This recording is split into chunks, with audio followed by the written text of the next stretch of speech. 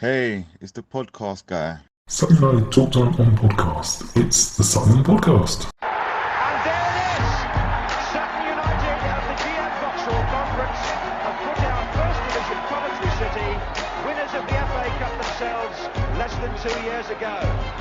And what a moment to enjoy for the fans of this Surrey side. They've had their moments before, but never one like this. But the whistle goes down. Delight for Sutton United. Sutton United from the National League are through to the last 16 of the FA Cup. No longer English football's perennial non-league club. A 123-year crescendo reaches a new peak for Sutton United, who are promoted to the Football League for the first time.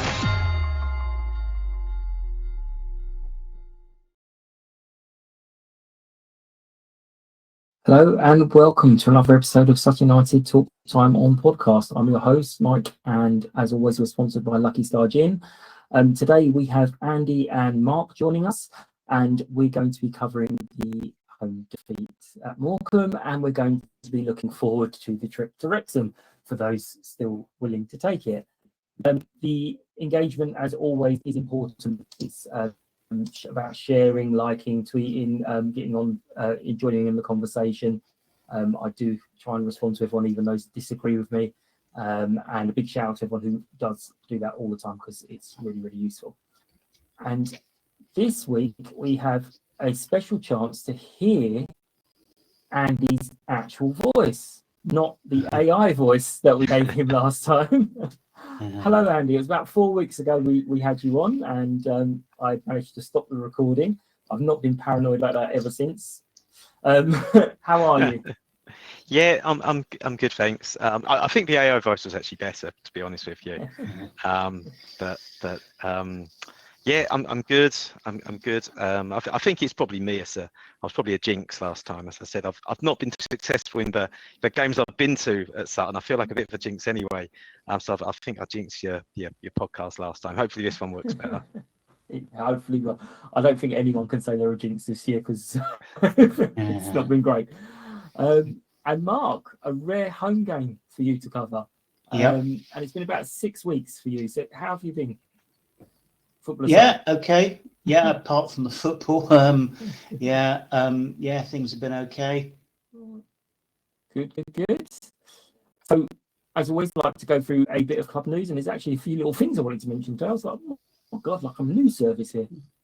Was that the ladies' FA Cup match today? Very much regretting my decision at 2-0 down, and thinking, oh God, no, I can't take this. Fought back to 2-2. Actually took the lead. They scored. I'd actually forgotten we took the lead, because they scored an equaliser and they celebrated so much. I was like, in like 86 minutes. And I thought, oh God, I'm not watching another game where we've lost in the last few minutes. But they're from a division below, so that's why I celebrated quite a lot. And managed to win on penalties. So they're through to the next round of the Cup, which will be excellent. Look forward to hopefully a home draw there. And yeah, that was a really good game, and a nice feeling to walk away from going to Green Lane. Yeah. The reserves put a notice out that they're looking for players. If anyone knows any female players, the reserves are looking for players. There's details on their Twitter account.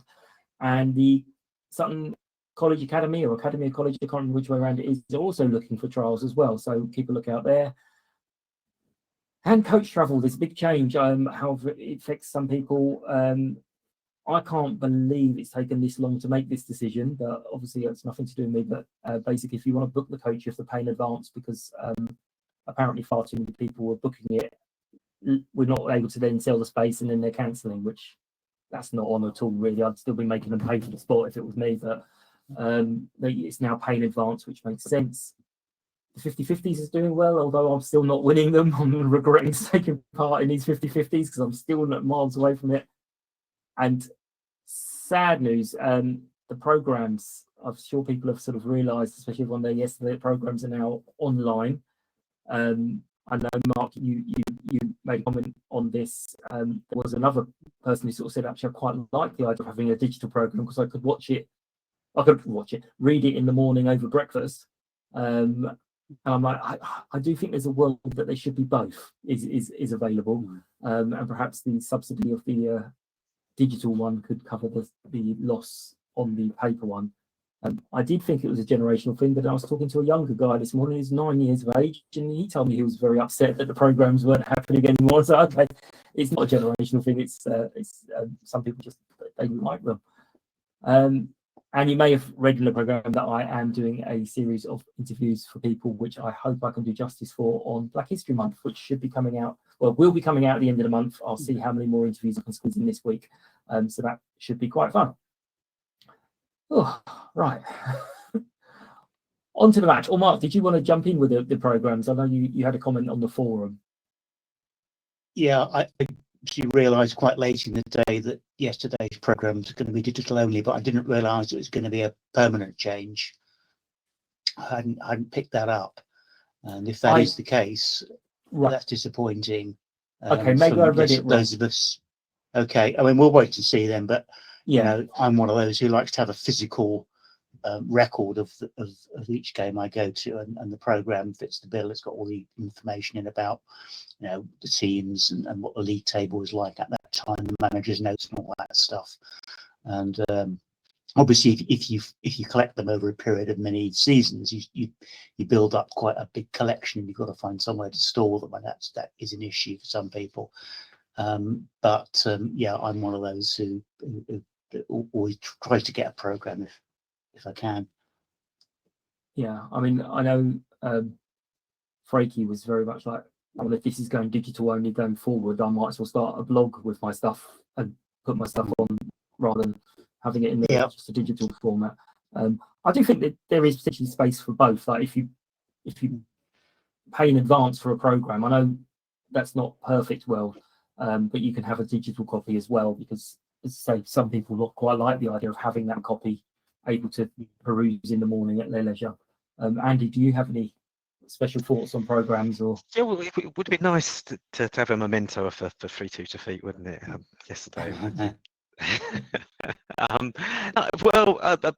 My dad's a big program person. He hasn't been to many games this season, so I do always think, I'll get him a program. And I was, you know, like yesterday, I assumed I'd just forgotten, but actually, as you say, they weren't actually selling them anyway. But yeah, I think it's a bit of a shame. I think some traditions you'd like to keep, and that is a tradition of football in general, and yeah, it'd be a shame to go online, I think. Yeah, I mean, a lot of clubs do it, and actually, I can see a lot of people just go, "Oh, actually, that's really handy. I can just download it." So I can see both sides, and clearly the numbers are dwindling and the costs are mounting. But there was some talk of people suggesting that, well, maybe we need to get together and find a sponsor for the programs. What is the actual loss? Could that be covered, and so on? But we'll see. We'll see. Maybe I read it wrong, but maybe I just feared the worst, and I assumed it was an ongoing change, not just a one-off. So we will see. But onto the game. I incorrectly thought that Pereira would come in for Coley in my lineup, but other than that, I was kind of sure we'll have an unchanged lineup. How were you guys thinking ahead of kickoff? We'll start with you, Mark. What were your kind of thoughts before the game in the lineup? To be honest, I didn't give it a great deal of thought. I thought, you know, I think it was the same starting lineup as at Doncaster the week earlier, and I was up at that game, and we were really pretty poor in that game. So it was perhaps a little bit surprising that I think I'm right in saying Matt stuck with the same starting 11, but then again, it's probably just about our best starting 11 given the players available at the moment. And in fact, you know, we played a lot. Oh, we lost yesterday. We played a lot better than we had at Doncaster, and we were, you know, pretty close to getting at least a point from that game. So I don't think that 11 did too badly, but it was still very disappointing to lose another home game. Yeah, I think it may have been even added the same 11 at Walsall as well. I think you could be right. Yeah. Yeah. Well, how are you thinking ahead of kickoff, Andy? Yeah, I think it was the 11 we were probably expecting. There's no big surprises. Yeah, I was looking out for the new signing to see if he was going to at least make the Yeah. bench. He wasn't even on the bench, was he? No. Like I know there's been yeah, he obviously hasn't had a pre-season, he hasn't played. I think he's maybe had a few injuries as well in the past. But he had been training, hadn't he, with Stockport or someone. So I hope because he sounds, keeping fit. He sounds quite a good side. So I was hoping maybe he'd be on the bench. But other than that, I think it was kind of the 11 we were expecting. I think the biggest kind of maybe surprise was at half time. You'll probably get onto that later. But I think the sub at half time. But yeah, I think the 11 was as we were expecting, and I was quite kind of confident we could get something out of the game. Yeah, I suspect Dominic was just a little bit late confirming to be able to kind of go, we're going to put him in.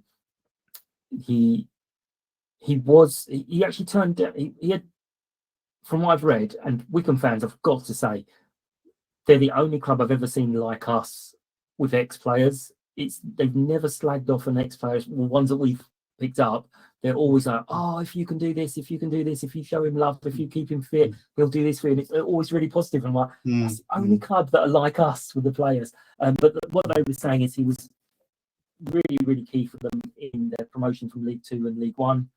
He then started picking up injuries in the Championship, but he still played a decent amount of games.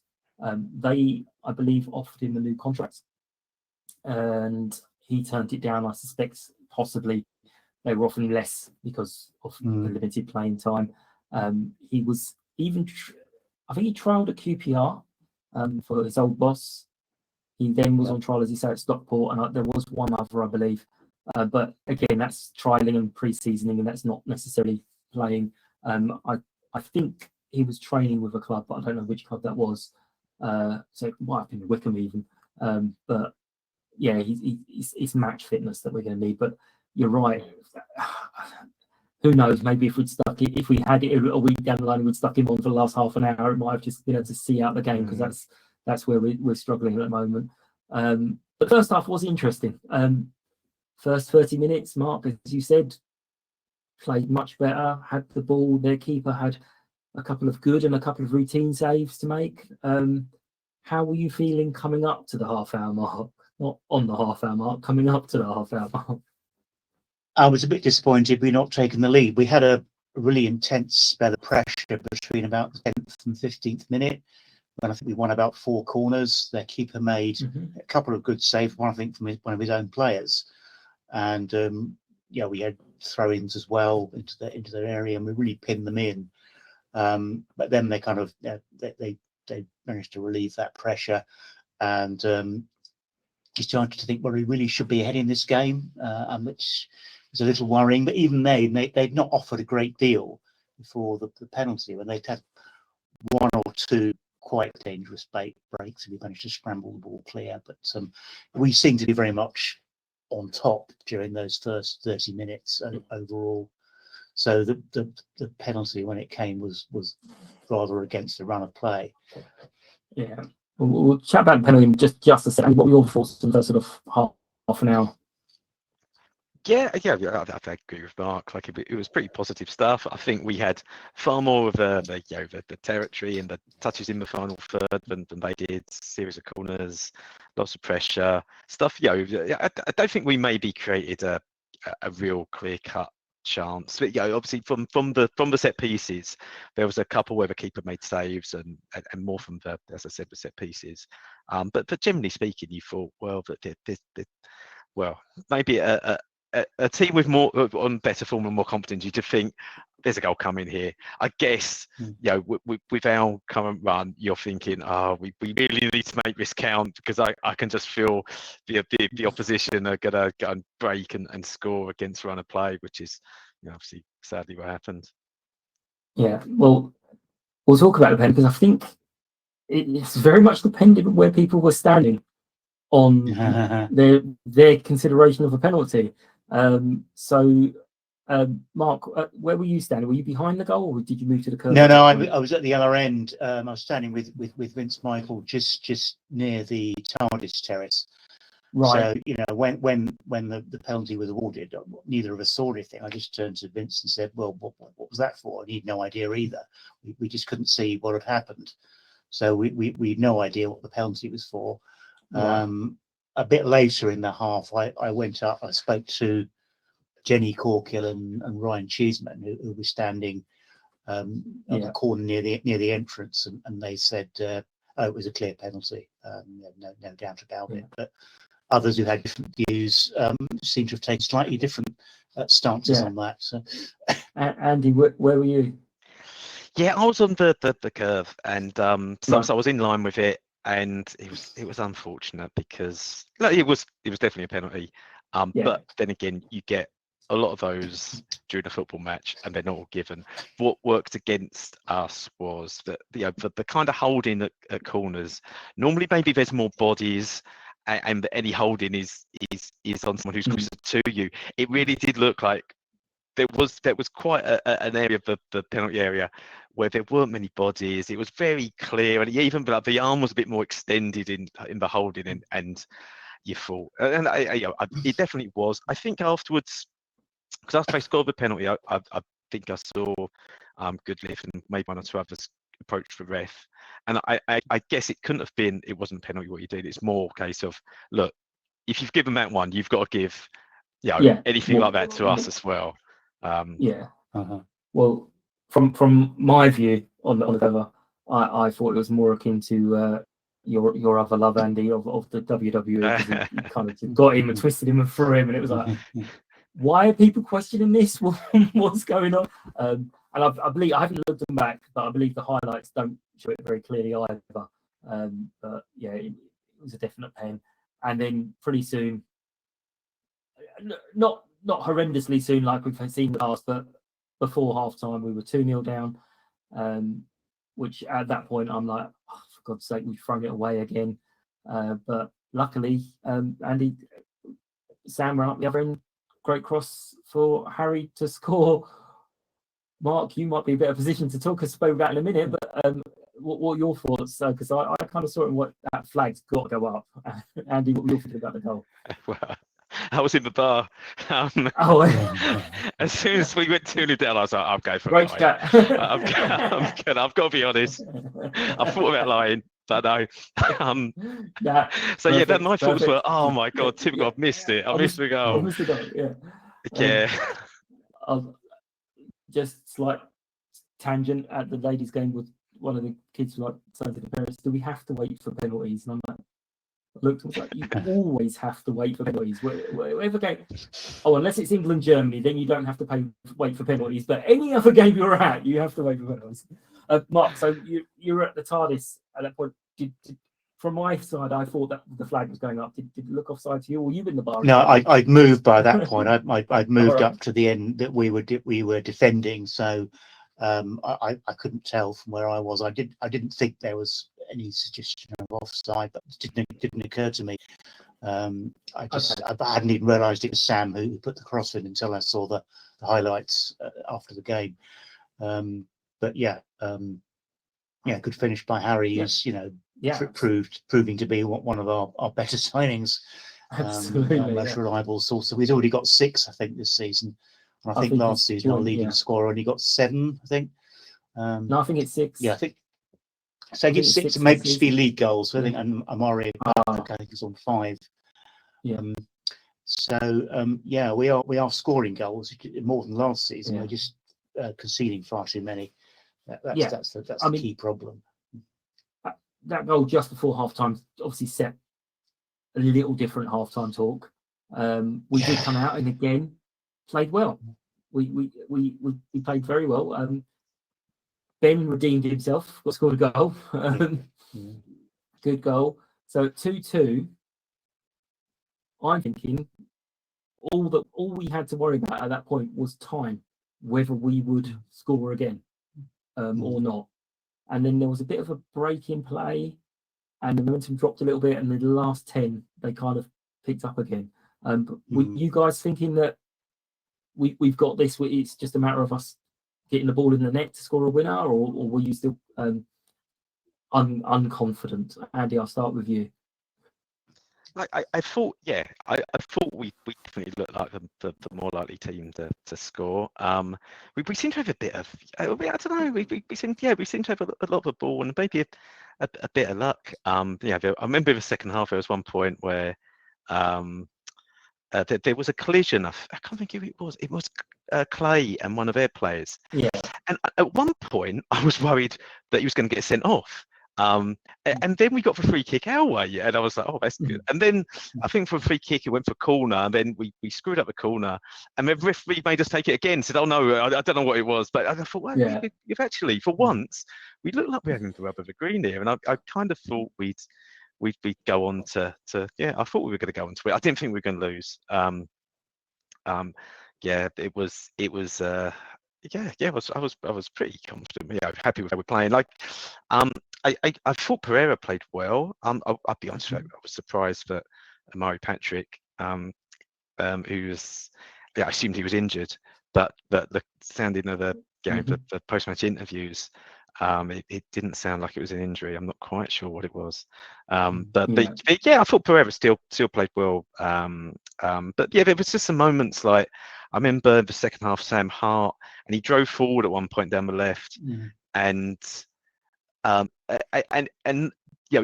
had a run at goal. He had that opportunity to shoot, and I think it's quite a few of them. He didn't quite have the confidence and seemed to want to try and cross it, but he had a clear sight. I don't know why he didn't take a shot, but in general, yeah, I thought we played, looked far more likely to score. Yeah, Mark, how are you sort of feeling at that 2-2 point? Well, I felt it was a game we needed to win, and I think given the amount of pressure we had, I thought we ought to go on and win once we got it back to draw.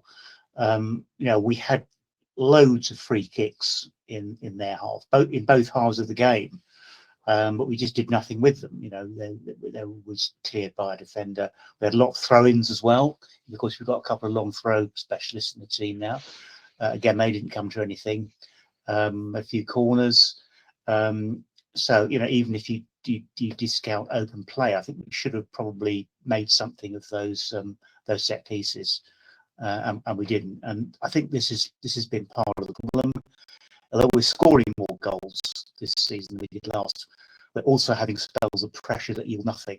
We've seen that in a number of games this season. Crawley away, for example, where we had quite a lot of pressure for 45 minutes. Similarly at Accrington, nothing to show for it. So there are periods in game where we're on top, we're pressurising the opposition, we're pressing, we're just not scoring, and those spells are costing us as well as the spells where we defend poorly. Yeah, I mean, I've got that as a point to discuss it in general from comments and stuff. But one of you talked me through the goal we conceded. Because I closed my eyes. Which one? the final one. Winner. Yeah. So, Mark, you can go first, and I'll hear your thoughts on it. Or will you? Well, I mean, it was just they'd had a little bit of pressure before that goal. I think they had a corner or two, and Dino had made a save, a fairly routine save, but they had a bit of pressure, and it was creeping towards stoppage time, and I was starting to get a bit apprehensive because I felt that there was a risk we conceded a late third. And I thought we relieved the pressure, and then the ball was cleared to their guy, who I think he got their earlier goal, and he just ran from somewhere around the halfway line. Nobody closed him down. It's just a speculative shot. I think it was just through a thicket of players. And the guy standing next to me thought that Dino should have saved it. It seemed to be more or less straight at him. Maybe he was unsighted. It was through a crowd of players, but it looked like a soft goal. It looked like the sort of goal we have been conceding. Also the sort of goal that we were conceding very late on last season, and in the early stages of the season, where we let in all the stoppage time goals. It was a bit reminiscent of that. So, I think most of the Morecambe fans have more or less settled for a draw. I I think once you've got it back to 2, or they're probably thinking, we might snatch it. So they're obviously delighted when that went in, but opposite emotions at the other end. Yeah. And Andy, what were your view of the winner? Yeah, it's pretty similar. Like, I thought it was great. I did actually watch it back on the YouTube, and what I thought was strange is that you can hear the opposition, their supporters, shouting shoot, and so often when fans are shouting shoot, the player doesn't shoot, do they? Normally, I always feel like when fans are shouting out shoot, the players are like, I know better than this. I'm not gonna give up possession from here. But for this guy, he shoots, and yeah, like, Dino's got to do better. I agree with Mark. Maybe because it was down the other end to where I was. Maybe a slight deflection. Maybe he was unsighted. But outside of those factors, like it can't those shots can't go in. It wasn't. It looked pretty central from the goal. It's not like a top corner. It wasn't even struck particularly hard. It didn't look like it. Just, I don't know if it skipped off the surface. It started raining, but yeah, it was a disappointment. I guess it was. If you're the goalkeeper conceding those, you got to be disappointed. Well, perfect, both of your answers on that, because it kind of leads me on to the first point I was going to raise in general about the game. And Mark, you kind of touched on it a minute ago. And I think Matt said it in this interview, we kind of huff and puff and work really hard to make half chances that we're not putting away. And lots of mistakes that we make are being punished. Why are our players not taking those shots of just, do you know what, let's see what happens. Why are we kind of doing that extra pass to see if we can find the perfect shot? We've had it happen to us so often. It bounces off someone's arse, it skids off the surface, the keeper's unsighted. Take the chance. Why are we not doing more of these shots and just seeing what happens? Is it, as Andy mentioned, we want to just keep that possession, but there's no point keeping possession to pass it back to midfield, to pass it back to the goalkeeper, to pass it, to lump it upfield and lose possession that way. Just have the shot. What were your thoughts, Andy, on that? Am I nuts, or does it seem that we're not doing that?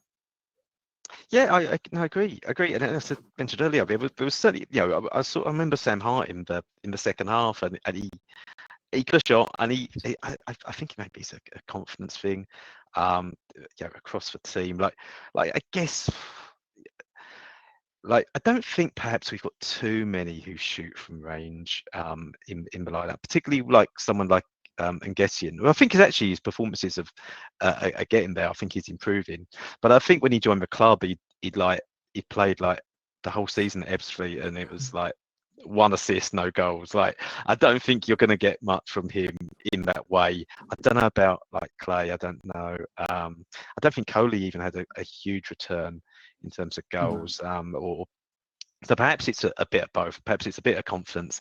Perhaps it's a bit the personnel we've recruited and how we're playing. Like it's really more of a the way we've set up here is really more for get it into Smith. He's our goal scorer. I think perhaps O'Brien. I think he needs to maybe chip in with a few more. He's played up front now with Smith. He's played a number of games now. I noticed the first few games he wasn't playing so much, and Kashket was. But yeah, I think a player of his ability as well, playing in League Two. I think we need a few more from him. And as you say, if it's a case of taking a few more shots to even maybe speculative shots, stuff can happen. If you don't shoot, you don't score. I know it's a cliche, but it's true. Don't buy a ticket, you can't win. But yeah, Mark, do we think the percentage game of keeping possession gives us a high percentage of being able to deliver that cross to Harry Smith's head, or is it just they're scared to do it and they think they're going to get criticised from the fans for blazing it over? I think it depends on the player. I mean, obviously Smith is key, and you want to try and get the ball to him. But other players have opportunities where they have a sighted goal, and some are happy to have a go. I mean, O'Brien had 2 chances, not easy ones yesterday. He was at an overhead shot, went over the bar, sort of bicycle kick, and then he had a shot where he came down the right and just shot wide of the far post. Neither of those was an easy chance, but he had a go. And he's been a bit unlucky, I think, O'Brien. He had those goals disallowed at Crawley, I think. He hit the bar at Port Vale. So, he's not afraid to have a go, O'Brien. He has scored some goals, not as many as Smith, but he has scored. So I don't think he's one of those players who's afraid to have a go. But I agree with Andy about Josh Coley. I mean, I quite like him as a player. He looks good going forward, but it's very rarely any end product from him. When he's got sight of goal, he seems very reluctant to shoot, and his crossing's a little bit erratic. Whereas Amari Patrick, as we know, has scored quite a few goals this season. He's not afraid to have a go. He's one of those who will shoot if he gets a sight of goal. I think he had quite a poor first half yesterday. He's one of these players who is a bit inconsistent. He has games where he's just on fire, and other matches where he's just very peripheral. I don't know why that is, but he was a bit like that at Doncaster. Wasn't really in the game. And similarly yesterday, he didn't really have much of an impact down the left. I think that's possibly why Matt took him off and brought on Dion Pereira. I thought it was a bit better than Amari during the game. But yeah, I mean, other players who's not afraid to have a crack. Craig Eastman, of course, he's out injured at the moment. Mm-hmm. But there are other players, like Coley, like Sam Hart, who don't perhaps have the confidence to strike when they have the chance. Well, again, guys are doing very well, because that's the next point of Pereira coming on, who did have a couple of shots. He's going to be the kind of player that we very much like, just going, you know what, I don't care. I'm 12 years of age. I'm going to have a shot. Mm-hmm. I did think it was. I know Patrick didn't have the best game, but I did think it was an odd one. I thought it would be, if anyone, it would be Coley coming off, because Amari's got that unknown quality where suddenly he could just burst into life in the 75th minute and go mental and score us a goal. But Andy, you kind of mentioned it earlier.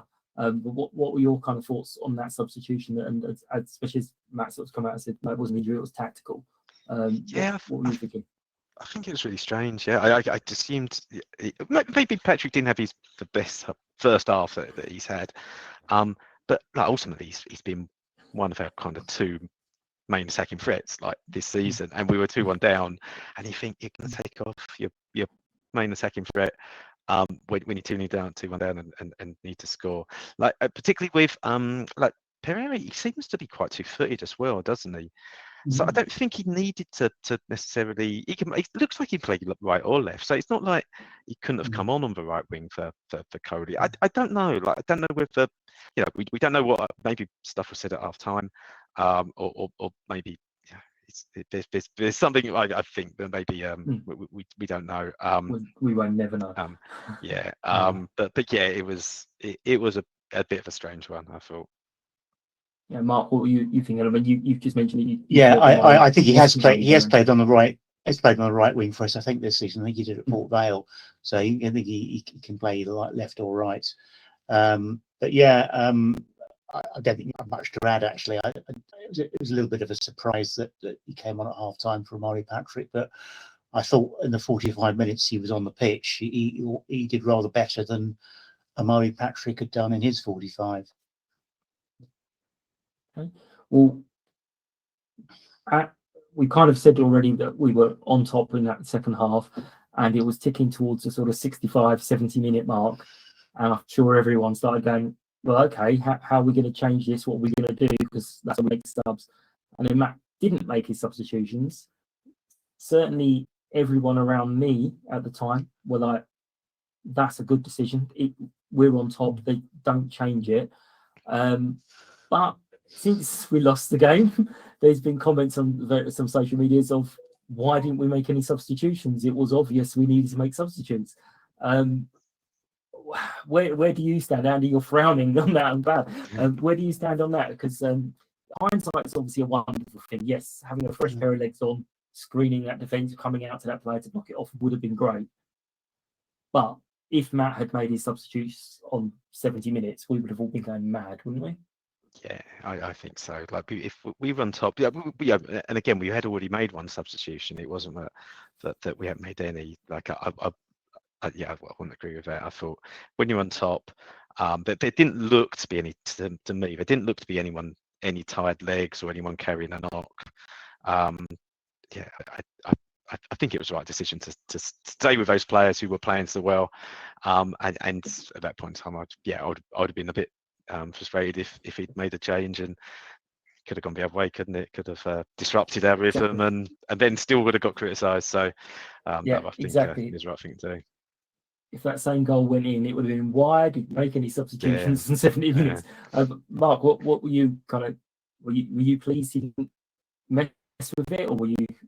Yeah, I don't think we had a particularly strong attacking bench yesterday, partly because of the number of players out injured.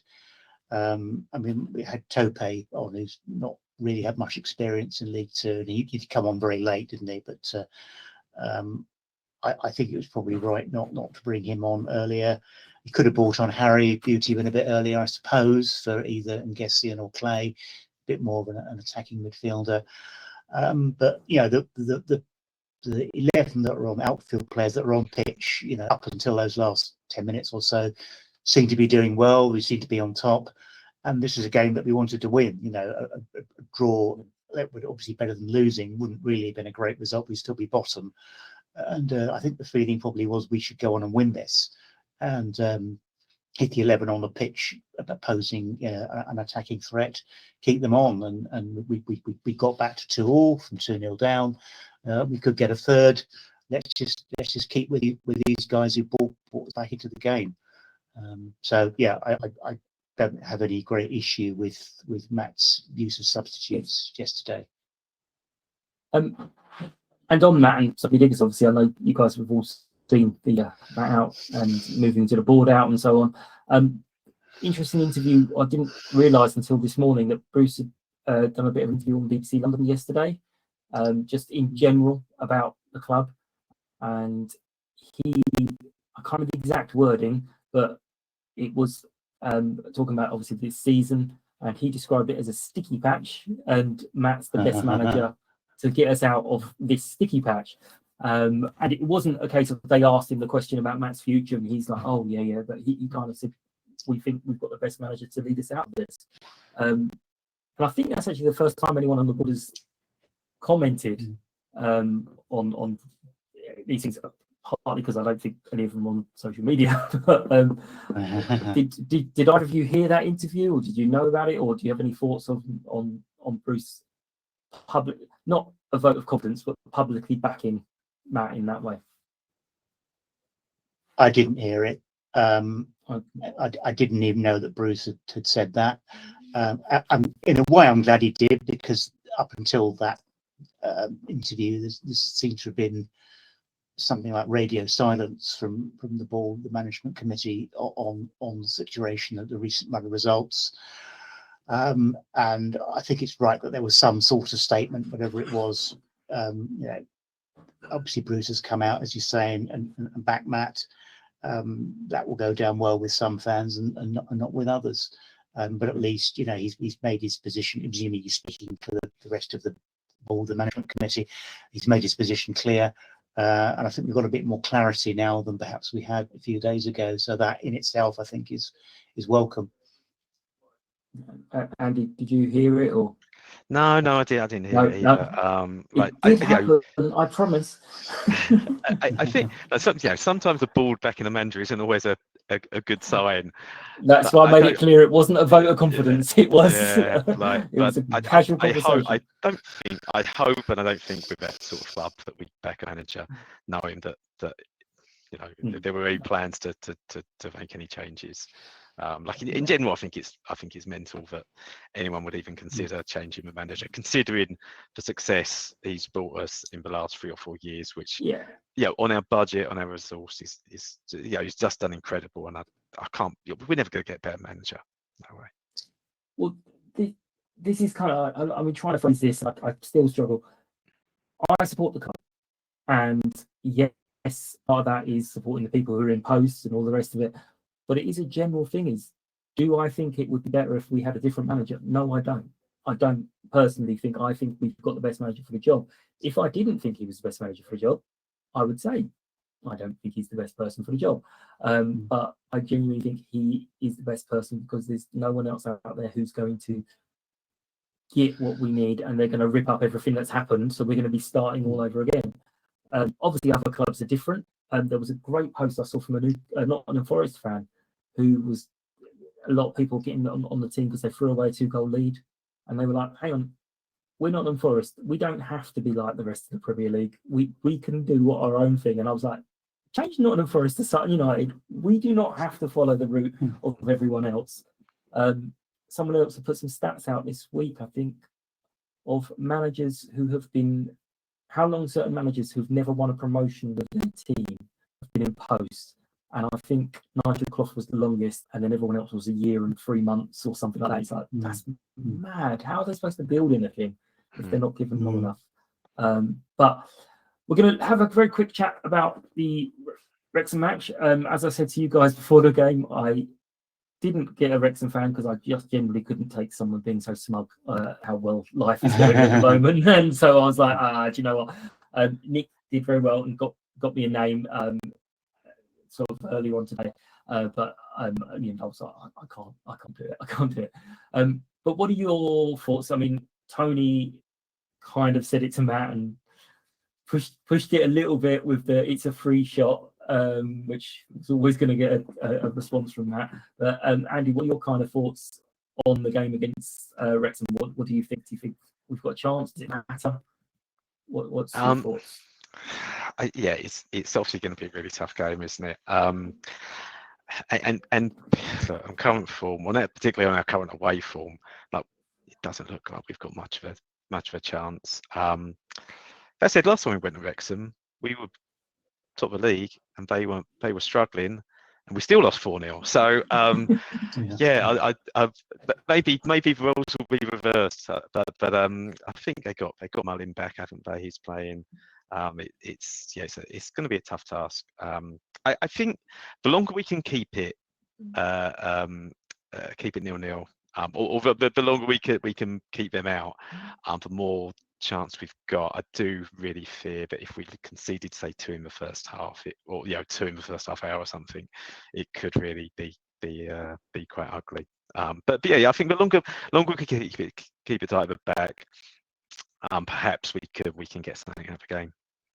Yeah, I mean they're great going forward, but they are vulnerable. So maybe we just need to, you know what, forget defence. we're going to go all out attack, and let's go for one of those 5-5 games. Mark, this is one of the trips I think you are still making. Are you looking forward to it, or are you going with trepidation? I'm looking forward to the trip. I'm not expecting anything much from the game, but you always live in hope as a fan. We haven't got a single point on the road this season. I'm just looking at the table now. Wrexham have scored 23 goals at home this season in the league. We've scored 7 away, but they have conceded 18 at home. We've conceded 21 away. So in terms of defensive records, there's not actually a great deal between the two, but they're massively outscoring us. So, who knows? I think we've got a good chance of getting a goal, but we're equally likely to ship, 3 or 4.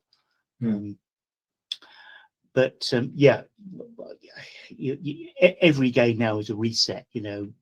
We almost every game. We played poorly in the last one. We lost it. Okay, we start again. We go again. That's very much Matt's attitude. So you just try and wipe the previous performance and previous result from your minds. Okay, we're starting at 0-0. Both sides are starting at 0-0. Let's just see how we go. So it's going to be a big test for the team and for Matt. But surprising results do sometimes occur. They do happen, absolutely. Well, I am going to ask you, and Andy, this is going to put you on the spot a bit because you're doing all right on the prediction league. But what are your thoughts on the game? What's your prediction, Andy? We'll start with you. I don't like to sound negative, but if I had to put money on it, I'd probably say He's going 3-1. We Wrexham win. 3-1. Yeah, Yeah. sadly. I know.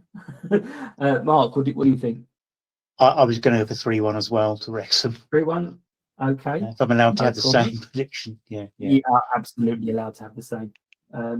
Right. Well, I'm going to stick with insane confidence, and I'm going to take heart from Andy's little conversation about the 4-0. I'm going to go 4-0. Don't put any money on this. Whoever's listening, don't put money on it.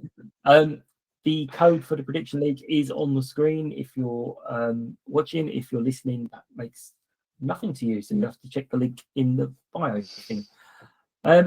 So we do have some guests for next week. We've got Alistair and Paul Darby, who are going to Wrexham, and they're going to have a chat with me about it. So we will be back next week with those guys. Thanks everyone for listening. Thank you guys for your time. Andy, good to hear your voice. As always, thank you to Lucky Star Gin. Don't forget to like, subscribe, etc. Let me know your thoughts and comments. And yeah, it's trouble at the moment. It's difficult, but support is support. We can't just turn up and support on the easy times, because that's the easy bit. It's the difficult times that we need it.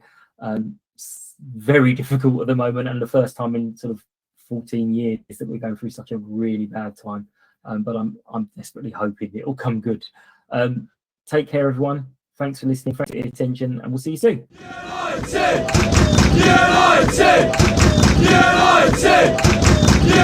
United!